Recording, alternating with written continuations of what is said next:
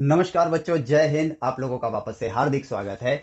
इस video lecture के अंदर हम लोग लॉगरिदम के क्वेश्चंस को एक्सप्लोर करेंगे और उन क्वेश्चंस को एक्सप्लोर करने के लिए जो प्री रिक्विसाइट है वो है आपका लॉगरिदम का और एक्सपोनेंशियल फंक्शंस का ज्ञान कि भैया ये काम कैसे करते हैं, इनका ग्राफ क्या होता है, इनकी डोमेन रेंज क्या होती है, प्लस साथ ही साथ इनको हमने नेचर में कैसे डिस्कवर किया था और इनमें जो पैरामीटर्स हम लिखते हैं एक्स वाई या बेस या फिर वैल्यू या रिजल्ट, ये किस तरह से एक दूसरे के साथ जुड़े हुए हैं, आपस में रिलेटेड हैं, वो ज्ञान हम प्राप्त कर चुके हैं। उसके बाद अब हम लोग क्वेश्चंस को एक्सप्लोर कर सकते हैं और क्वेश्चंस को एक्सप्लोर करने के लिए एक छोटा सा यहां पर इंपॉर्टेंट नोट जो कि अब आपके लिए चलेगा।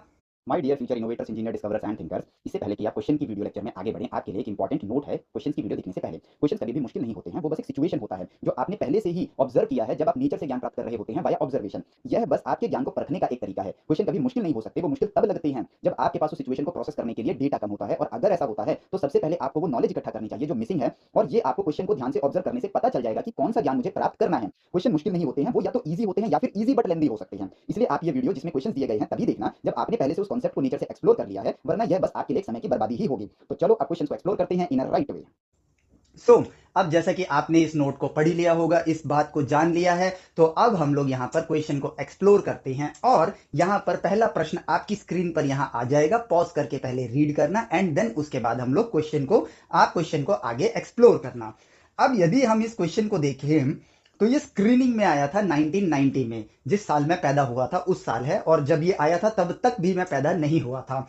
तो चलो इस सवाल को देखें अगर, तो ये कहता है, ये एक डायरेक्ट क्वेश्चन है लॉगरिदम के ऊपर, जो कि कहता है y is equal to log of x to the base of a। ठीक है, to be defined a must be, आपको a के बारे में बताना है। ऑब्वियसली जब हमें इस x को एक्सप्लोर कर रहे थे, जब हम डोमेन और रेंज को एक्सप्लोर कर रहे थे, तो वहां हम लोगों ने जाना था कि जो लॉग फंक्शन होता है वो एक्सपोनेंशियल फंक्शन का इनवर्स होता है, लेकिन वो सिर्फ और सिर्फ इस फंक्शन का इनवर्स होता है जब a आपका ग्रेटर देन जीरो होता है। a लेस देन जीरो के लिए आप इसका लॉगरिदमिक फंक्शन नहीं बना सकते हो, मतलब इसका इनवर्स नहीं कर सकते हो। रीजन बीइंग कि फंक्शन आपका कंटिन्यूअस नहीं होता है a to the power x जब a आपका नेगेटिव होता है। वहां हमने क्या जाना था कि अगर नेगेटिव a की पावर में x ले लूंगा मैं, तो क्योंकि ये नेगेटिव है और x की जो वैल्यू है वो हर वक्त चेंज होती रहेगी, ऑड इवन बनती रहेगी। जब जब x की वैल्यू ऑड होती जाएगी जवाब नेगेटिव आएगा, वेरस जब ये पावर आपकी इवन हो जाएगी तो जवाब पॉजिटिव आएगा। तो x एक्सिस पर जो आपका ग्राफ होगा, एक बार पॉजिटिव एक बार negative, positive negative positive negative, ये ग्राफ एक डिस्क्रीट पैटर्न में एक केओस क्रिएट करेगा। और केओस क्यों क्रिएट करेगा, मान लेते हैं x की वैल्यू मैं लेता हूं 1 से लेकर 2 के बीच में, इन दोनों के बीच में ही इनफाइनाइट नंबर्स होते हैं, और वो इनफाइनाइट नंबर्स इवन और ऑड हो सकते हैं, जिसकी वजह से यहां पर आपको एक कंटिन्यूअस तो ग्राफ देखने को मिलेगा, क्योंकि एक डॉट के बाद अगला डॉट होगा, अगला डॉट होगा, वो हमें देखने में बहुत छोटा है, हमारे लिए वो गैप बहुत छोटा है, इसलिए हमें वो कंटिन्यूअस नजर आएगा, बट एक्चुअली में वो कंटिन्यूअस होगा नहीं।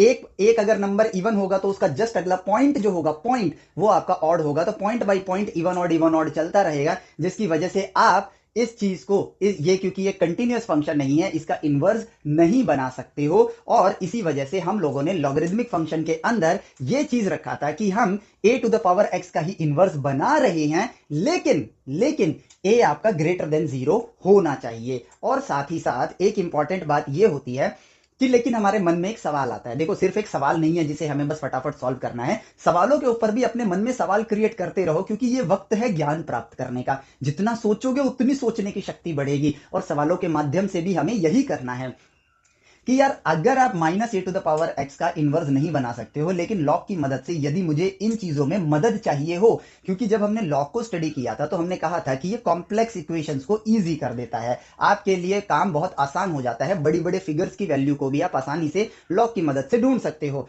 वट अबाउट नेगेटिव, इनमें कैसे इस्तेमाल किया जाए? तो इस सवाल का जवाब हमारे पास आता है कि यार ये बड़ा ही मजेदार चीज है। हम ये कर सकते हैं कि -1 की पावर में एक्स और a की पावर x कर सकते हैं। हम लॉग की मदद से इसमें जो हमें मदद चाहिए होगी हम ले लेंगे, और -1 की पावर x से हम ये देख लेंगे कि x आपका इवन है या ऑड है। तो लॉग की मदद से इसको हल कर लेंगे, और x यदि इवन होगा तो जो भी हमारा हल होगा, जो हमारी परिस्थिति होगी, जो हम उसे सॉल्व कर रहे होंगे, तो अगर ये x की वैल्यू इवन होगी तो हम प्लस लगा देंगे उसके आगे, और अगर ऑड होगी तो उसके आगे माइनस लगा देंगे और हमें अपना जवाब मिल जाएगा। तो इसलिए हमें लॉग को नेगेटिव दुनिया में इसका डेटाबेस जब ए की वैल्यू नेगेटिव होती है तो बनाने की जरूरत नहीं पड़ी, क्योंकि पॉजिटिव वैल्यूज के साथ भी हम स्मार्टनेस का इस्तेमाल करके, ह्यूमन इंटेलिजेंस का इस्तेमाल करके नेगेटिव दुनिया के अंदर भी लॉग का इस्तेमाल कर सकते हैं उन कॉम्प्लेक्स प्रॉब्लम्स को सॉल्व करने के लिए। तो एक बात तो हो गई कि भैया ऑब्जर्वेशन में हमने ये जान लिया था कि ए आपका ग्रेटर देन 0 होता है। ठीक है, अब क्योंकि ये ज्ञान हमारे पास है तो हम यहां पर इसके ऑब्जर्वेशन को देखेंगे, इसके ऑप्शंस को देखेंगे। ठीक है, अब मैं यहां पर एक चीज और बताऊंगा कि हम इसको जब देखेंगे तो हमारे पास 4 ऑप्शन आएंगे। ठीक है, मैं ये आपको एक स्टूडेंट पॉइंट ऑफ व्यू से बता रहा हूं। ठीक है, स्टूडेंट पॉइंट ऑफ व्यू से बता रहा हूं, तो उस चीज को समझना। हमारे पास 4 ऑप्शन है कि any positive real number, positive real number. ठीक है, तो ए ग्रेटर देन 0, इसका मतलब क्या है, एनी पॉजिटिव रियल नंबर ही तो है इसका मतलब। ए ग्रेटर देन 0 मतलब 0 से ऊपर की सारी वैल्यू, तो कोई भी पॉजिटिव रियल नंबर हो सकता है। ठीक है, एनी नंबर, तो एनी नंबर में तो नेगेटिव भी आ जाएगा, तो बी ऑप्शन तो सरासर रद्द हो गया। डी ऑप्शन कहता है ग्रेटर देन इक्वल टू ई। ठीक है, तो भैया 0 से ई के बीच में भी तो नंबर्स आते हैं जिसके लिए ए अप्रूव्ड है, उसको वहां पे यूज किया जा सकता है, तो सी ऑप्शन भी यहां पे रद्द हो जाता है। और डी ऑप्शन है any positive real number except 1। ठीक है, अब यहां पे हमें लग रहा है, जो ज्ञान हमारे पास अभी तक है उसके हिसाब से हम सोचे तो हमें यहां पर ए और डी ऑप्शन में एक छोटी सी चीज देखने को मिल रही है कि डी ऑप्शन में इन्होंने बोला है नॉट इक्वल टू 1। ठीक है, नॉट इक्वल टू 1 बोला है। क्या इस वक्त आप एग्जाम दे रहे हो? नहीं, इस वक्त आप ज्ञान प्राप्त कर रहे हो और आपके लिए ये एक मौका है एक्सप्लोर करने का। मान लेते हैं कि आपने इस ज्ञान के अनुसार आपने टिक कर दिया ऑप्शन ए। चलो ठीक है, हमने टिक कर दिया ऑप्शन ए। अब जैसे ही मैंने इसे टिक किया तो मेरे पास, मैं 2 पन्ने पलटूंगा, मुझे इसका जवाब मिल जाएगा और जवाब लिखा हुआ है डी ऑप्शन। ठीक है, अब इसका मतलब है कि यार मेरे से हो गई गलती, और इस गलती का अर्थ क्या निकलेगा? इस गलती का अर्थ ये निकलेगा कि मेरे पास संपूर्ण ज्ञान नहीं है अभी। ठीक है, शायद जो ज्ञान यहां पे इस क्वेश्चन के माध्यम से मुझे मिल रहा है, ठीक है, वो ज्ञान शायद मैंने एक्सप्लोरेशन में नहीं लिया है, और एग्जैक्टली हमने उस चीज को एक्सप्लोरेशन में कवर नहीं किया है। और वो वहां पर कवर ना करने के पीछे यही प्रश्न था, ताकि मैं इस प्रश्न के माध्यम से वो बात आपको बता सकूं। तो चलो अब उस बात को एक्सप्लोर करते हैं। ठीक है, तो क्योंकि हमने एक्सप्लोर नहीं किया है तो हमारे ब्रेन में डेटा नहीं है। अब देखो चीजें प्रूव हो रही हैं कि डेटा नहीं है, तो हम प्रोसेस नहीं कर पाए और हमारा जवाब हो गया गलत। लेकिन इस गलती से जब हम मिस्टेक कहते हैं ना कि every mistake is a 1 step towards the your success, तो एक्चुअली में इस गलती से हमें निराश नहीं होना है, बल्कि यह सोचना है कि भैया क्वेश्चंस कभी मुश्किल नहीं हो सकते हैं। इसका मतलब सिर्फ इतना है कि मेरे पास संपूर्ण ज्ञान नहीं है, तो क्यों ना संपूर्ण ज्ञान लिया जाए। क्वेश्चन कह रहा है कि ऑप्शन डी आपका सही आंसर है, तो क्यों ना ऑप्शन डी पर फोकस किया जाए। और ये बोल रहा है कि ए ग्रेटर देन 0 ठीक है, लेकिन 1 नहीं होना चाहिए, तो क्यों ना हम 1 पे एक्सप्लोर करें कि 1 की पावर कुछ भी ले लो, 1 की पावर n आपका तो 1 होता है। ओके, तो ए की वैल्यू 1 क्यों नहीं ले सकते हैं? ए की वैल्यू 1 क्यों नहीं ले सकते हैं? इस बात पे अब मैं सोचने जाऊंगा। तो अब अगर मैं सोचने जाऊंगा तो ऑब्वियसली मुझे इसे ऑब्जर्व करना पड़ेगा, और ऑब्जर्व करने के लिए मुझे जो ज्ञान मेरे पास मौजूद है उसी ज्ञान के जरिए इस परिस्थिति से बात करूंगा, और नया ज्ञान कुदरत हमें खुद देगा। तो मैं कहता हूं कि भैया इसको मैं लिखता हूं लॉगरिदम के फॉर्म में, क्योंकि तो एक्सपोनेंशियल फॉर्म में है। 1 की पावर कुछ भी डालो वो 1 ही आएगा। तो इसका मतलब n is equal to log of 1 to the base 1। ठीक है, अब log of 1 to the base 1, या फिर अगर हम log के ज्ञान से आगे बढ़े तो log of x to the base x हमेशा क्या होगा? 1 होगा। तो इसका जवाब क्या निकल कर आता है? इसका जवाब निकल कर आता है कि ये तो सिर्फ और सिर्फ 1 के बराबर हो सकता है। लेकिन अब देखो, बात करो अपने आप से, अपने ज्ञान के साथ इस परिस्थिति से बात करो। इस चीज को देखूं तो यहां पर क्लियरली पता चलता है कि n के इनफाइनाइट पॉसिबल नंबर्स हैं, क्योंकि n आप कुछ भी डाल दो, 1 की पावर कुछ भी, 1 की पावर 1, 1.1, 1.7, -3, -7, -8, -3,72,042,183, कुछ भी डाल दो, आंसर 1 ही आएगा। लेकिन ये कह रहा है कि सिर्फ 1 आएगा। तो यहां से n की सिर्फ एक पॉसिबिलिटी निकल रही है, और यहां से n की इनफाइनाइट पॉसिबिलिटीज निकल रही है। तो यहां से एक बात आ जाती है कि भैया n का इस परिस्थिति में देखें तो एक आंसर है, बट इस परिस्थिति में एक्सपोनेंशियल फॉर्म में देखें तो इनफाइनाइट आंसर्स हैं। और अगर उसके इनफाइनाइट वैल्यूज हैं, इनफाइनाइट रिजल्ट्स हैं, मैं n की बात कर रहा हूं सिर्फ, अगर उसके इनफाइनाइट पॉसिबल आंसर्स हैं तो जब भी किसी चीज का एक आंसर नहीं होता है तो हम उसे कहते हैं नॉट डिफाइंड। इसका मतलब ये नहीं है कि उसका आंसर नहीं है, इसका मतलब ये है कि उसका एक आंसर डिफाइंड नहीं है, इसलिए ये हो जाता है नॉट डिफाइंड वाली कंडीशन में आ जाता है। ठीक है, एक रीजन तो देखो हमें ये देखने को मिल रहा है कि 1 पे ए की वैल्यू 1 पे हमें अब कुछ सोचना पड़ेगा, और साथ ही साथ हमने लॉग के अंदर एक और चीज डिस्कवर करी थी कि log B to the base A आप ये इक्वल होता है लॉग बी अपॉन में लॉग ए के। ठीक है, और हमें यह भी पता है कि log of 1 for any base आपके लिए क्या होता है 0। यदि a की वैल्यू 1 होगी, यदि a की वैल्यू 1 होगी तो यह बन जाएगा log b अपॉन में log 1, और यह हो जाएगा log b अपॉन में 0। Anything divided by 0 is infinite, तो अगेन ये एक नॉट डिफाइंड नंबर बन जाता है। तो अब यहां पे हमें संपूर्ण ज्ञान मिल चुका है, और वो ये है कि भैया a नॉट इक्वल टू 1 होना चाहिए। तो लॉगरिदमिक फंक्शन के अंदर आपके लिए a ग्रेटर देन 0 होगा and a not equal to 1 होगा, तभी आपका एक लॉग फंक्शन सस्टेन करेगा, अन्यथा नहीं करेगा। अब देखो एक प्रश्न ही था, हमने उसमें गलती भी करी, लेकिन उस गलती के माध्यम से हमने ज्ञान प्राप्त किया और अब हमें मिला संपूर्ण ज्ञान, और इसी वे में आपको प्रश्नों को एक्सप्लोर करना होगा। ठीक है, तो अब हम कह सकते हैं कि इस ज्ञान के तहत हम सेटिस्फाई हो जाते हैं कि इसका जवाब होगा D, A must be any positive real number except 1। ये देखो हो गया आपका सवाल खत्म। तो देखो ये मिल गया हमें अपना जवाब और हमारा ज्ञान हुआ पूरा। और ऐसे ही परिस्थितियां सवाल आपको नई नई सिचुएशंस में लाती रहेंगी, खड़ा करेंगी, और आपको सिर्फ सवाल हल नहीं करना है बल्कि सोचना है, ऑब्जर्व करना है और ज्ञान प्राप्त करना है। ठीक है, चलो तो अब इसी माइंडसेट के साथ अगले प्रश्न की तरफ बढ़ते हैं। तो अगला प्रश्न मेरे को कह रहा है कि वैल्यू बतानी है आपको लॉग ऑफ, पहले आप यहां पे रीड कर लो, log ऑफ 6, और यहां ब्रैकेट में दिया है log ऑफ 216 रूट 6। ठीक है, इसकी वैल्यू बतानी है जो कि 3/2, 5/2, 7/2, 9/2 इनमें से क्या हो सकती है, आपको इस सवाल का हल देना है। चलो अब इस सवाल पे पहुंचते हैं।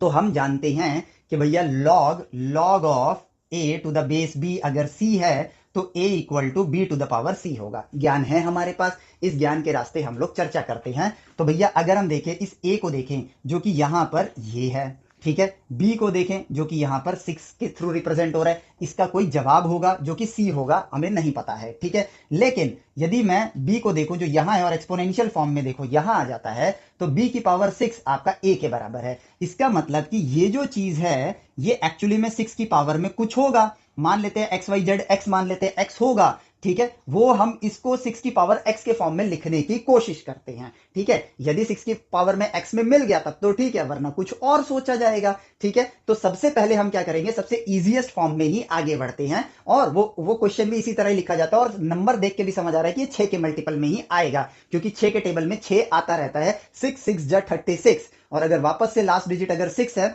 तो फिर 6 से मल्टीप्लाई करोगे तो 6 6 जा 36 ही आएगा, यानी 216 की पॉसिबिलिटी है कि वो 6 के टेबल में आता होगा। तो यहां पे देखते हैं 36 इंटू 6, देखो अगर 6 6 जा 36, 6 3 18 3 21, 216, यानी कि 6 के क्यूब के बराबर है ये। ठीक है, तो 216 तो हो गया आपके लिए 6 का क्यूब, और उसमें आपने मल्टीप्लाई कर दिया, ठीक है, रूट 6 को, तो रूट 6 होता है आपके लिए 6 की पावर 1/2, तो ये बन जाएगा 6 की पावर 3 मल्टीप्लाई 6 की पावर 1/2, तो ये हो जाएगा, अब बेस सेम है, मल्टीप्लाइड है तो पावर ऐड हो जाएंगे, तो 3 + 1/2 जो कि हो जाता है 7/2, 6 की पावर 7/2। अब यहां पर हम लिख देते हैं, और ये देखो निहायत ही आसान सा क्वेश्चन, 6 की पावर 7/2 टू द बेस 6, और जैसा कि आप जानते हैं ये पावर आ जाएगी आगे, ऑलरेडी हमने लॉग में एक्सप्लोर किया है, तो 7/2 log 6 टू द बेस 6। अब अगर बेस और वैल्यू यहां पर लॉग के अंदर वाली सेम होगी तो ये क्या बन जाएगा, 1 बन जाएगा। जस्ट फॉर रिवीजन आप देख सकते हो, x to the base x क्या होना चाहिए पता नहीं, k लिख देते हैं, एक्सपोनेंशियल फॉर्म में लिखोगे तो x is equal to x की पावर k, तो ये दोनों सेम तभी हो सकते हैं जब k की वैल्यू 1 होगी, तो इसका जवाब 1 हो जाएगा। तो 1 × 7/2 जवाब आ गया 7/2, और इसका आंसर है आपका c। निहायत ही आसान सा क्वेश्चन। ठीक है, ज्ञान है सवाल आसान है, ज्ञान नहीं है सवाल कठिन है, बहुत ही सिंपल और साधारण सी बात है ये। तो अब बढ़ते हैं अगले प्रश्न पे। अब इस प्रश्न को आप लोग पॉज करना और खुद सॉल्व करना पहले, ठीक है, उसके बाद फिर आप वीडियो में आगे बढ़ना, ठीक है। तो प्रश्न आपकी स्क्रीन पे आ गया है, सिर्फ रीड मत करो, पॉज करो, सॉल्व करो और फिर आगे बढ़ो, ठीक है। तो अब देखो ये सवाल कहता है कि log ऑफ 7 फिर ब्रैकेट log ऑफ 7 फिर bracket root of 7 root of 7 root of 7, इसको हमें सॉल्व करना है।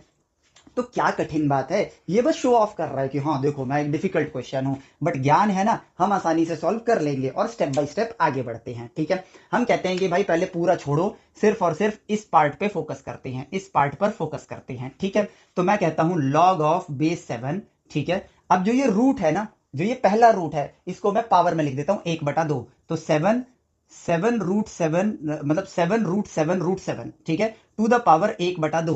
ये जो पहला वाला रूट था मैंने इसको पावर में लिख दिया, ठीक है। और अभी सिर्फ मैं अंदर वाला पार्ट लिख रहा हूं, 1/2 आगे ले आता हूं, तो ये बन जाएगा 1/2 log of base 7, 7 times 7 root 7, ठीक है, ये हो गया। अब जरा देखो, तो यदि आप इस चीज को ऑब्जर्व करो तो भैया 7 और ये चीज आपस में मल्टीप्लाई हो रहे हैं, तो यदि ये मल्टीप्लाई हो रहे हैं तो log a b is equal to log a plus log b के बराबर होता है। चलो भैया लिख देते हैं इक्वल टू 1/2 log 7, और यहां ब्रैकेट लेते हैं 7 प्लस 1/2 log ऑफ बेस 7, फिर यहां आ जाएगा 7 रूट 7, और जो ये वाला रूट है ना, इसको मैं अगेन पावर में लिख देता हूं, ठीक है। अब log 7 बेस 7, ये तो 1 बन जाएगा, तो यहां तो मैं लिख देता हूं 1/2 प्लस, ये तो 1 हो गया तो 1/2 ही बचा। अब इसको देखो तो इसका भी 1/2 आगे ले आता हूं मैं, तो ये बन जाएगा 1/4 log ऑफ 7 रूट 7 बन जाएगा। जो प्रक्रिया यहां थी वही प्रक्रिया यहां रिपीट करनी है। अब आपका इंजन, अब आपकी ट्रेन रफ्तार पकड़ सकती है, ठीक है। अब क्योंकि ये मल्टीप्लीकेशन में है तो चलो इनको अलग अलग लिख देते हैं, ठीक है, लेकिन ब्रैकेट जरूर बनाएं, प्लस log ऑफ 7 रूट 7 है तो 7 की पावर में 1/2 लिख देता हूं, ब्रैकेट क्लोज, ठीक है। 1/4 इन दोनों से मल्टीप्लाई हो रहा है, बस ये सिली मिस्टेक हमें बचानी है। 1/2 मल्टीप्लाई 1/2 1/4 हो गया है, ठीक है। तो 1/2 प्लस 1/4, अब ये तो बन जाएगा 1 प्लस, ठीक है, यहां पे 1 ही रहने देता हूं और इसको 1/4 यहां ले आता हूं, 1/4 log 7 टू द बेस 7 की पावर में 1/2, इसको आगे ले आता हूं, तो ये बन जाएगा 1/2 प्लस 1/4 प्लस 1/4 इंटू 1/2 1/8 हो जाएगा, तो 1/8 log 7 टू द बेस 7 1 बन जाएगा। तो ये आ गया फाइनल समीकरण हमारे पास। तो इन तीनों को ऐड कर लेते हैं, तो ये क्या बनेगा, बेस में 8 आ जाएगा, तो यहां पर आएगा 4 प्लस 2 प्लस 1, तो 4 3 हो गया, ये आ गया मेरे पास 7/8। तो भैया ये चीज सॉल्व करके जवाब आया मेरे पास 7/8। तो मैं अब लिखूंगा, बस सिंपली इसको लिखता हूं log ऑफ बेस 7, और यहां पे आ जाएगा 7/8, एंड जब डिवीजन में होता है तो ये बन जाएगा log of 7 to the base 7 minus log of 8 to the base 7, log of 7 to the base 7 1 minus 8 को मैं लिख सकता हूं ऑप्शन के अनुसार, देखते हैं हम लोग, तो यहां पर 3 और 7 2 और 7 के फॉर्म में लिखा हुआ है, तो देखते हैं 2 के फॉर्म में ये हो सकता है log of 2 cube to the base 7, 3 आगे ले आते हैं, 1 minus 3 log 2 to the base 7, क्या ये किसी ऑप्शन के साथ मैच कर रहा है, तो जवाब है हाँ, ये सी ऑप्शन के साथ मैच कर रहा है। ये रहा आपका जवाब, आसान सा सवाल, ठीक है। चलो तो अब बढ़ते हैं अगले प्रश्न की तरफ, ठीक है। तो अगला प्रश्न मैं लेता हूं,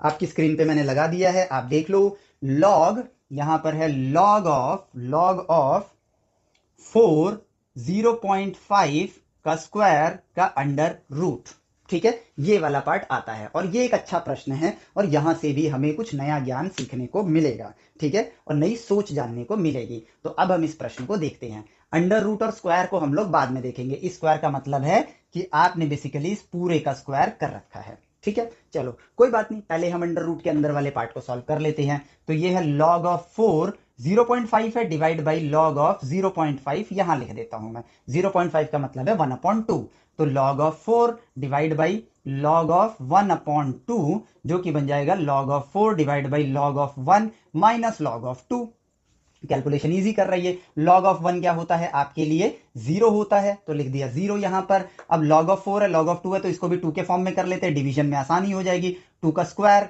divided by negative log of 2, ये 2 आ जाएगा आगे, तो यहां लिख के यहां से हटा देता हूं। लॉग 2 डिवाइड हो गया, बचा क्या मेरे पास -2।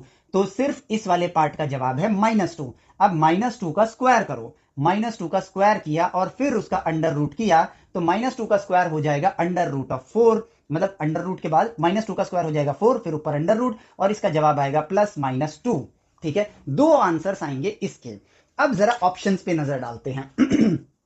ए ऑप्शन कह रहा है -2, बी ऑप्शन कह रहा है +2, सॉरी सी ऑप्शन कह रहा है +2, ए ऑप्शन कह रहा है -2, सी ऑप्शन कह रहा है +2। अब यहां पर आ गए कंफ्यूजन कि भैया इसके तो दोनों आंसर हैं, कौन सा लें, क्योंकि √4 का जवाब तो +-2 होता है। अब यहां पर एक इंपॉर्टेंट ज्ञान हमें दे रहा है ये प्रश्न, या फिर हम कहें कि एक इंपॉर्टेंट सिनेरियो हमें बता रहा है। ठीक है, देखो लॉग हम सिर्फ सॉल्व करना होता है, अगर हमें सिर्फ सॉल्व करना है तो ये रही इसकी वैल्यू, बट हम अपने सिलेबस में, ठीक है, लॉग को एक फंक्शन के फॉर्म में पढ़ते हैं, लॉगरिदमिक फंक्शन के फॉर्म में, और सवाल पूछते वक्त एग्जामिनर के दिमाग में भी लॉगरिदमिक फंक्शन बार बार आता है, क्योंकि लॉग के नाम का कोई चैप्टर है नहीं। ठीक है, अब यदि आप किसी चीज को एक फंक्शन की तरह कंसिडर करोगे तो उसका सिर्फ एक आउटपुट हो सकता है, इधर प्लस में लोगे या माइनस में लोगे।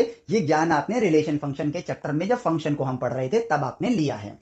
अब देखो यदि मैंने इसे फंक्शन माना है तो या तो मैं इसे एक ऐसा फंक्शन मान सकता हूं कि √4 का आंसर -2 आएगा, एक फंक्शन वो होगा, और यदि मैं दूसरा फंक्शन ले रहा हूं तो वो +2 हो सकता है। अब ये दोनों फंक्शन अलग अलग कहलाएंगे, दोनों फंक्शन सेम नहीं है क्योंकि इनके आउटपुट अलग हो जाते हैं।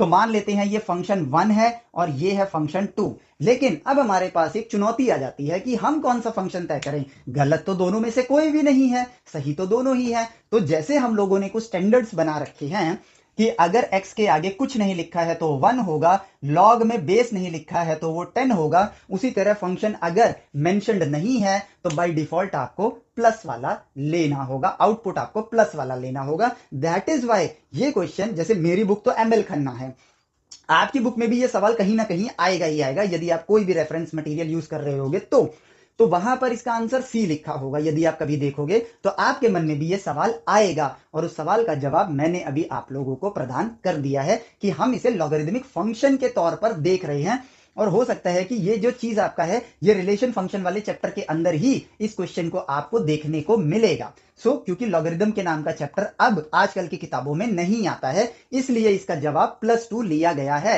हालांकि -2 भी गलत नहीं है यदि सिर्फ सॉल्व करना हो तो। ठीक है, तो ये इंपॉर्टेंट बात है जो आपको समझनी है। ठीक है, तो इसका आंसर हो जाता है आपके लिए सी। तो अब बढ़ते हैं आपके अगले प्रश्न की तरफ। अगला प्रश्न, अगेन पहले आप सॉल्व करना फिर आगे बढ़ना। तो अगले प्रश्न को हम यहां पर लेकर आते हैं कि कह रहा है ये क्वेश्चन, x की पावर a आपके लिए y है, y की पावर b आपके लिए z है, z की पावर c आपके लिए x है। तो बताओ a b c क्या होगा। चलो ये क्वेश्चन भी अगर देखा जाए तो हमें ये हमारी बुद्धि को टेस्ट करना चाहता है। कोई नहीं, करते हैं अपनी बुद्धि को टेस्ट। इसने बोला a × b × c, चलो बुद्धि का प्रयोग करते हैं। यदि a b c अलग अलग होते तो अभी तो x पावर के फॉर्म में है तो नहीं ला सकते हैं क्योंकि बेस सबके अलग अलग है, लेकिन लॉगरिदम के फॉर्म में अगर हम ले आए, अगर इनका इनवर्स फंक्शन हम लोग बना ले, यानी कि लॉगरिदम अगर हम बना लें तो ये कुछ इस तरह होगा, a = log ऑफ y, ठीक है, divided by log of x। इस तरीके से होगा। बेसिकली ये क्या होगा, log ऑफ बेस x होगा। अगर मैं लिखूं x की पावर y को तो यहां पे log of y to the base x होगा, जिसको आप लिख सकते हो log of y divided by log of x। और इसको आप ऐसे भी कह सकते हो, take log on both side, तो ये बन जाएगा log x की power a = log of y, a आ जाएगा आगे, a log x = log y, then a will be equal to log y upon में log x। ठीक है, एक ही बात है, जो हमने सीखा वैसे भी करो या लॉग लेके भी करो, दोनों केस में सेम ही आंसर आएगा, क्योंकि मैथ अपने अलग अलग तरीके से लिखने से मैथ बदल नहीं जाती है, वो तो सेम ही रहती है। ठीक है, तो भैया हमारे पास a आ गया log y अपॉन में log x। ठीक है, उसी तरीके से हम लिख लेते हैं a = log y अपॉन में log x, ये डॉग लग रहा है, log x। b आ जाएगा मेरे पास log z अपॉन में log y, एंड c आ जाएगा मेरे पास log x अपॉन में log z। A B C अलग अलग आ गए, आपको क्या चाहिए, इनका प्रोडक्ट चाहिए, कर दो मल्टीप्लाई, कर दिया multiply. A B C is equal to log y upon में log x multiply log z upon में log y dot log x upon में log z। y y z z x x सब तो divide हो गए, बचा क्या, 1। आ गया आपका जवाब। ये है देखो आपके एंट्रेंस एग्जाम के क्वेश्चंस। क्या ये मुश्किल है? और सबसे बड़ी बात, क्या ये बात साबित नहीं हो रही है? चलो अभी तो ये आप कुछ ही वीडियोस देखी हैं आपने अभी क्वेश्चंस की, समय के साथ आप आगे बढ़ो, ये बात आपको साबित करके दिखाऊंगा कि सवाल कभी भी मुश्किल नहीं होते हैं यदि हमारे पास पूर्ण ज्ञान होता है तो। ठीक है, तो देखो ये आ गया आपका सवाल हो गया। अब चलते हैं अगले प्रश्न की तरफ। ठीक है, अब ये प्रश्न तो मुझे लगता है जैसे 10वीं क्लास से उठाया गया है और लॉग के साथ मिक्स कर दिया गया है। स्क्रीन पे आपके लग गया होगा, कृपया उस क्वेश्चन को देखें एक बार, तो लॉग के आपकी प्रैक्टिस हो जाएगी। अब देखो सवाल कहता है log of base 10 tan 1 degree plus log of base 10 tan 2 degree plus log of base 10 tan 3 degree plus dot dot dot dot dot log of base 10 tan 89 degree. 89 तक ही है ना? हाँ, आपको इसे सॉल्व करना है। अब log a plus log b plus log c, मतलब ज्ञान तो है ही, सब मल्टीप्लाई में हो जाएगा। तो हम यहाँ पे लिख देते हैं log ऑफ बेस 10 ब्रैकेट लेते हैं tan 1 degree tan 2 degree tan 3 degree dot dot dot dot dot, अब मिडिल वाला भी लिख लेते हैं tan 45 degree dot dot dot dot dot tan 89 degree. ठीक है, और इसके आगे का भी एक लिख लेता हूँ tan 88 डिग्री डॉट। ठीक है, ब्रैकेट क्लोज। ये सब किस में आ गए, मल्टीप्लीकेशन में आ गए। ठीक है, अब 10वीं क्लास के ज्ञान का प्रयोग किया जाए। आप जानते हो कि tan 90 माइनस थीटा होता है cot थीटा। ठीक है, थीटा की वैल्यू ले लेते हैं हम लोग 1, थीटा की वैल्यू ले लेते हैं 1। ठीक है, let theta is equal to 1, तो tan 90 minus 1 is equal to cot 1, तो tan 89 degree is equal to cot 1 degree. ठीक है, दिख गया आपको, समझ आई गया होगा कि अब ये क्वेश्चन कितना सरल है। tan 89 डिग्री को आप रिप्लेस करो cot 1 डिग्री से, tan 88 डिग्री क्या हो जाएगा, cot 2 डिग्री, tan 87 क्या हो जाएगा, cot 3 डिग्री, और इसी तरीके से tan 45 के बाद क्या होगा, tan 46 होगा, तो tan 46 बन जाएगा आपके लिए cot 44 डिग्री, और इसके आगे सब tan ही रहने दो, tan 44 डिग्री। ठीक है, तो अब देखो tan 1 degree cot 1 degree, tan theta multiply cot theta is equal to क्या होता है, 1 होता है, क्योंकि cot थीटा क्या होता है, 1 upon tan theta, tan theta 1 बन जाएंगे, तो 1 आएगा। अब लो क्वेश्चन हो गया आपका ऑलमोस्ट खत्म। तो tan 1 cot 1 1 बन गए, ये दोनों मल्टीप्लाई होकर क्या बन गए, 1। tan 2 cot 2 ये क्या बन गए, 1 बन गए। tan 3 cot 3 1 बन गए। सिमिलरली इसी तरीके से हर नंबर 1 बनता जाएगा। tan 44 और tan 46 हो जाएगा cot 44, ये भी क्या हो गए, 1 हो गए, और मिडिल में बस tan 45 बन गया, और इसकी तो वैल्यू ही 1 होती है, तो यानी कि सब 1 बन चुके हैं। 1 मल्टीप्लाई 1 इज इक्वल टू 1, तो ये सब मल्टीप्लाई होके क्या बन जाएंगे, 1 बन जाएंगे, और मेरे पास बचेगा log बेस 10 और ब्रैकेट के अंदर बचेगा 1, और जब log 1 आएगा, बेस कुछ भी हो, जवाब क्या हो जाएगा, सीधा सीधा 0। तो इसका आंसर है ऑप्शन ए। ठीक है, तो ये देखो ये है आपका प्रश्न। ठीक है, प्रश्न का हल। तो अब यहां पर ये हुआ आपका आसान सा क्वेश्चन। अब मैं आप लोगों के लिए क्वेश्चंस आपके सिंगल सिंगल भी होंगे, और कुछ क्वेश्चंस ऐसे मतलब किसी एक वीडियो में ही लंबे लंबे भी आ जाएंगे। तो अब मैं आप लोगों के लिए एक इंपॉर्टेंट क्वेश्चन अगेन IIT 1990 से लेकर आता हूं, और इस क्वेश्चन पर आपको ध्यान देना है। ये क्वेश्चन करना इंपॉर्टेंट नहीं है, क्वेश्चन से ज्ञान प्राप्त करना इंपॉर्टेंट है, तो उस ज्ञान को आपको प्राप्त करना है। IIT के क्वेश्चन यानी कि जेईई एडवांस के क्वेश्चन मुश्किल नहीं होते हैं, ये आपके ज्ञान को बारीकी से चेक करने की कोशिश करते हैं, और ये ज्ञान आपके लिए, ये सवाल आपके लिए आसान वैसे होते जाएंगे जैसे जैसे आप ऑब्जर्व करते जाओगे, आपकी सोचने की शक्ति बढ़ती जाएगी, और सवाल आपके लिए यूं मक्खन जैसे हो जाएंगे। तो भैया स्क्रीन पे मैंने लगा दिया है सवाल। अब सवाल देख के लगेगा कि यार ये तो बड़ा सिंपल सा सवाल है, लेकिन फिर पता चलेगा हाँ यार स्टैंडर्ड तो है क्वेश्चन के अंदर, लेकिन साथ ही साथ आपको ये भी देखने को मिलेगा कि ज्ञान है तो सवाल आसान है, ज्ञान नहीं है तो सवाल कठिन है। तो सवाल को हम लिखते हैं the number log 7 to the base 2। Option क्या है, ये इंटीजर है, रैशनल नंबर है, इररैशनल नंबर है, या एक प्राइम नंबर है। ठीक है, ये आया है IIT 1990 में। ठीक है, IIT 1990 में। अब जो हमने पहला क्वेश्चन किया था वो भी IIT में आया था, ये भी IIT में आया, और ये हमारे ज्ञान को बढ़ाने में बहुत मदद करते हैं। ठीक है, अब ये पूछा जा रहा है कि ये नंबर, अब इसको सॉल्व करोगे तो कोई एक रिजल्ट आएगा। ठीक है, वो रिजल्ट मुझे पता नहीं है, तो मैंने क्वेश्चन मार्क लगा दिया। ठीक है, एक रिजल्ट आएगा। लेकिन अब यदि मैं ये जानना चाहता हूं कि ये इंटीजर है, रैशनल नंबर है, इरेशनल नंबर है या प्राइम नंबर है, ठीक है, तो भैया हमें पता है कि कुछ ना कुछ तो रिजल्ट होगा ही। तो मान लेते हैं वो रिजल्ट होगा के, तो इसका मतलब 7 इज इक्वल टू 2 की पावर के होगा। ओके, चलो अब 2 की पावर के है, तो 2 की पावर 1 2 होता है, 2 की पावर 2 4 होता है, 2 की पावर 3 8 होता है। ठीक है, 8 जो है 7 से बड़ा है। ओके, अब अगर मैं इन नंबर्स को देखूं तो ये नंबर कौन से हैं, पावर में नंबर कौन से हैं, ये आपके इंटीजर्स हैं। तो इंटीजर वैल्यू पे तो 248 आएगा, यानी 7 नहीं आ सकता है। 2 की पावर अगर एक इंटीजर होगा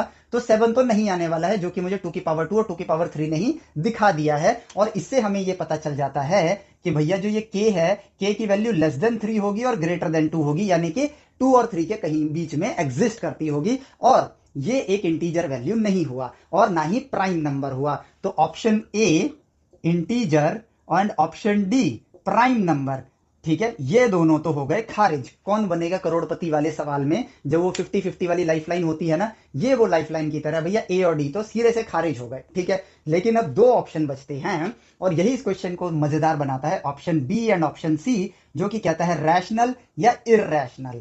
अब देखो 2 और 3 के बीच में तो भैया बहुत सारे नंबर है, कितने इनफाइनाइट नंबर है, और के की वैल्यू भी मुझे पता नहीं है, के की वैल्यू भी मुझे पता नहीं है। तो सबसे बड़ी बात यह आती है कि मैं कैसे जज करूं कि ये रैशनल होगा या इररैशनल होगा।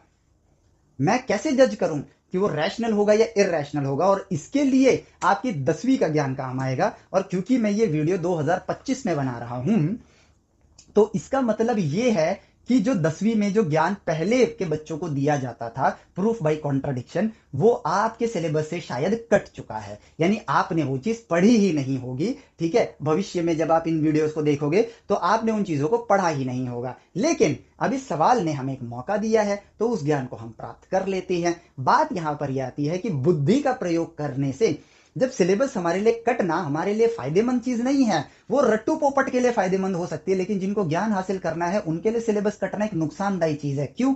आपका ब्रेन वही इंफॉर्मेशन प्रोसेस कर सकता है जो उसके पास है। आपने वो इंफॉर्मेशन सिलेबस कट की वजह से गायब हो गया, अब आप उसे प्रोसेस नहीं कर पाओगे और यहां पर तुक्का लगाओगे। अब तुक्का लगाओगे तो 50% चांस है आपका सही हो सकता है, 50% चांस है गलत हो सकता है, बट लक के सहारे आप कभी भी कामयाब थोड़ी बनोगे। लक के सहारे हो सकता है ये क्वेश्चन सही हो जाए, ठीक है, लेकिन हर क्वेश्चन थोड़ी सही होगा, तो ओवरऑल आपका स्कोर भी नीचे, और लक के सहारे आप कामयाब कभी नहीं बन सकते हो। ठीक है, तो इसका मतलब अब हमें यहां पर ज्ञान प्राप्त करना पड़ेगा। ये बन गया आप लोगों के लिए मिस्टीरियस क्वेश्चन। क्यों? क्योंकि वो ज्ञान आपके पास है ही नहीं जो 10वीं में दिया जाता था पहले, वो भी चैप्टर 1 के अंदर। ठीक है, तो अब उसको देखते हैं। तो हमने कहा कि हमें नहीं पता कि ये रैशनल है या इररैशनल, यानी कि क्या ये के रैशनल है या इररैशनल है, आई डोंट नो, मुझे नहीं पता है। तो हम क्या करते हैं, हम कहते हैं कि भाई मान लेते हैं कि ये रैशनल है। अगर रैशनल होगा तो आगे जो हम प्रक्रिया करेंगे उसको रैशनल मान के, यानी कि जो भी हम इसको देखेंगे ऑब्जर्व करेंगे रैशनल मान के, तो गणित के नियमों का ये उल्लंघन नहीं करेगा। यदि आपने किसी को कहा, यदि आपने कहा कि मान लेते हैं कि आपने एक जीव पकड़ा है, एक जीव को हाथ में पकड़ा हुआ है, ठीक है, और आपने उसे मान लिया कि ये मछली है, ये पानी में जीने वाला जीव है, मान लेते हैं पानी में जीने वाला जीव है, ठीक है, तो आपने उसको पानी में डाल दिया। यदि पानी में जीने वाला जीव होगा तो वो तड़पेगा नहीं, वो कंफर्टेबल रहेगा। लेकिन अगर नहीं होगा पानी में जीने वाला जीव वो, तो वो अनकंफर्टेबल होगा, वो अनकॉन्शियस होगा, वो तड़पने लगेगा। तो सेम उसी तरीके से इसी को बोलते हैं प्रूफ बाई कॉन्ट्रडिक्शन, कि हमने अगर उस जीव को पानी में डाला, यदि वो पानी का जीव, मान लिया कि वो पानी का जीव है तो पानी में डाल दिया, यदि उसने पानी के साथ अपनी सहमति जताई, उसमें वो अंदर खुश है, आराम से जी रहा है, मस्ती से चल रहा है, तो हमारी ये बात सही हो जाएगी कि ये पानी में जीने वाला जीव है। यदि नहीं कर पाया तो इसका मतलब क्या है, वो पानी के बाहर वाला जीव है। तो ऐसे हम पता लगा सकते हैं। तो उसी तरीके से हम मान लेंगे कि के आपका रैशनल है। यदि रैशनल होगा तो वो गणित के समीकरणों का उल्लंघन नहीं करेगा, गणित के नियमों का उल्लंघन नहीं करेगा। यदि हम उसे रैशनल मान लेंगे और उसने उल्लंघन कर दिया तो इसका मतलब वो रैशनल नहीं है, और उल्लंघन नहीं किया तो इसका मतलब वो रैशनल है। इस सोच के साथ इस चीज को ऑब्जर्व करेंगे, और यही चीज आपको 10th में सिखाई जाती है जब आपको प्रूव करना होता है कि बताओ रूट 2 रैशनल है या इररैशनल है। वहां पर भी प्रूफ बाय कॉन्ट्रडिक्शन हम लोग करते हैं। तो वही ज्ञान आपसे मिसिंग हो गया है, इसलिए आपके लिए ये क्वेश्चन एक मिस्टीरियस क्वेश्चन बन गया। अन्यथा इस क्वेश्चन के लिए आगे की प्रक्रिया आपको शायद 10वीं कक्षा में ही मिल जाती, यदि सिलेबस कट नहीं हुआ होता तो।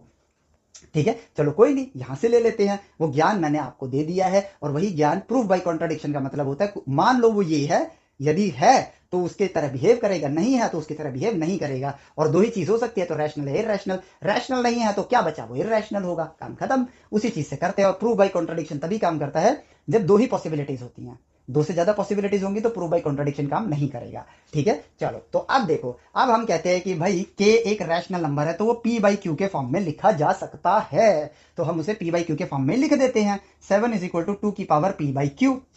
अब 1 अपॉन क्यू का मतलब क्या होता है, जैसे 2 की पावर 1 अपॉन 2 का मतलब क्या होता है, रूट ऑफ 2। 2 की पावर 1 अपॉन 3 का मतलब क्या होता है, क्यूब रूट ऑफ 2। 2 की पावर 1 अपॉन n का मतलब क्या होता है, nth रूट ऑफ 2।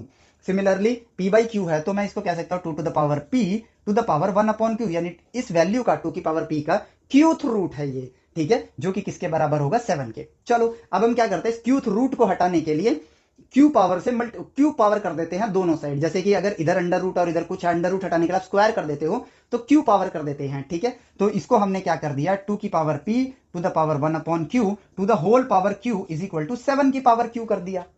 दोनों साइड किया है ना, तो सेम ही रहेगा, क्योंकि भैया हम तो इसे रैशनल मान रहे हैं, और यदि रैशनल मान रहे हैं तो ये सही है, तो ये भी सही है, तो ये भी सही है, तो कर दिया। अब 1 अपॉन क्यू मल्टीप्लाई क्यू क्या हो जाएगा, 1। तो मेरे पास फाइनली आएगा 2 की power p is equal to 7 की पावर q। ये आ गया। अब देखते हैं नियमों का उल्लंघन होता है या नहीं। अब 2 की पावर कुछ भी डालो, 2 की पावर कुछ भी डालो, यदि हम 2 से किसी भी चीज को मल्टीप्लाई करते हैं 2 की पावर में ही देखते हैं, तो 2 आ सकता है, लास्ट डिजिट जो होगी वो 2 आ सकती है, 4 आ सकती है, 6 आ सकती है, 8 आ सकती है। 2 की पावर 2, 4 मल्टीप्लाई टू 8 मतलब 8 मल्टीप्लाई टू 16, 16 मल्टीप्लाई टू 32, 32 में भी लास्ट डिजिट क्या है, 2 है। फिर 2 मल्टीप्लाई 2 आपका 4 ही आएगा, 32 मल्टीप्लाई 4 64 होगा, लास्ट डिजिट क्या है 4।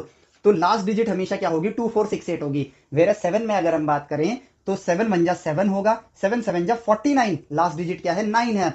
9 इंटू 7 क्या होगा 63, लास्ट डिजिट क्या होगा आपका 3 होगा। 3 7 जा 21, लास्ट डिजिट क्या होगा 1 होगा। 1 मल्टीप्लाई 7, फिर यही चीज रिपीट होने लगेगी। इसी को हम लोग साइक्लिसिटी भी बोलते हैं। ठीक है, तो एक और ईस्टर एग आपको मिल गया, ज्ञान मिल गया, साइक्लिसिटी। तो देखो, अगर 7 की पावर q है और ये रैशनल नंबर है, यानी कि p बाई क्यू, तो आपके इंटीजर फॉर्म में हो गए ना, अकेला p और अकेला q तो इंटीजर है। तो यदि हम इनको देखें तो इसका जवाब 7 9 3 1 होगा लास्ट डिजिट में। इसकी जो भी वैल्यू होगी वो या तो 7 हो सकती है लास्ट डिजिट, या 9 हो सकती है, 3 हो सकती है, 1 हो सकती है। और 2 की पावर p में या तो 2 हो सकता है, 4 हो सकता है, 6 हो सकता है, या 8 हो सकता है। तो इसका मतलब ये दोनों कभी सेम नहीं हो सकते हैं। तो यदि हमने k को रैशनल मान लिया तो गणित के सिद्धांतों का यहां पे उल्लंघन हो रहा है, ये नॉट इक्वल आ रहा है। इसका मतलब k रैशनल नहीं है। तो अगर k रैशनल नहीं है तो बचा क्या, k होगा आपका इररैशनल नंबर। ठीक है, तो यहां पर आ गया आपके सवाल का जवाब कि इसका ऑप्शन है option C, N irrational number.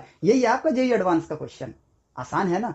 और ऑब्जर्व करके हम ज्ञान भी प्राप्त कर सकते हैं, जो मिसिंग ज्ञान है वो भी प्राप्त कर सकते हैं। और सोचो, आज इन सब चीजों को ऑब्जर्व कर लिया तो जेईई एडवांस कुछ अलग मैथ थोड़ी पूछेगा, यही सब तो पूछेगा। आज सब ऑब्जर्व करो, कल जेईई एडवांस के पेपर में आपको यही सवाल आ गया डिफरेंट वैल्यू के साथ, डिफरेंट वैल्यू के साथ आ गया। मान लेते हैं log 2 है और यहां पे 17 लिख दिया, या फिर बेस में 2 की जगह 3 कर दिया। सेम सवाल पूछ लेंगे, सवाल थोड़ी बदल जाते हैं, बस वैल्यू बदलती है उसकी। ठीक है, ये हर बार नया क्वेश्चन आता है, आपने ऐसा सुना है, लेकिन भैया साइंस विज्ञान तो उतना ही है ना। जो आपका सिलेबस है, तो सिलेबस के अंदर नया विज्ञान थोड़ी जुड़ जाएगा, वो तो उतना ही विज्ञान है, तो सवाल उसी से पूछे जाएंगे, यानी सिर्फ वैल्यू बदलती है। बस ये होता है, क्वेश्चन रिपीट नहीं कर रहे तो वैल्यू रिपीट नहीं करेंगे, सवाल सेम पूछा जा सकता है। सब एक्सप्लोर करो ताकि एग्जाम में एक्सप्लोर ना करना पड़े, वहां सिर्फ आप अपने ज्ञान का प्रदर्शन करो। तो देखो, ज्ञान भी मिला और ये भी पता चला कि सवाल कितने आसान होते हैं।